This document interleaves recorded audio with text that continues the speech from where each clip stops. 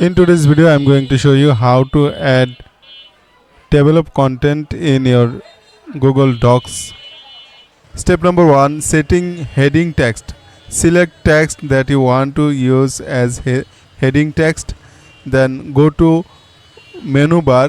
Here is normal text drop down menu. Click here and then select heading 1, and also you have to set heading 2, heading 3.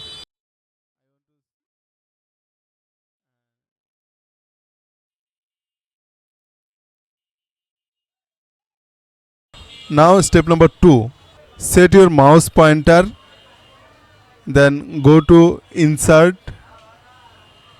page element, and then table of content. Hover there, you can see 3 layout. Select any one and to select plain text or dotted.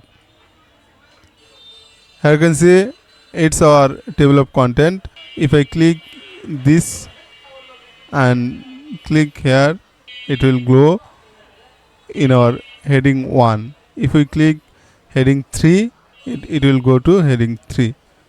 That's it. If you think this is helpful, then consider to like, comment, share and subscribe. Thanks for watching.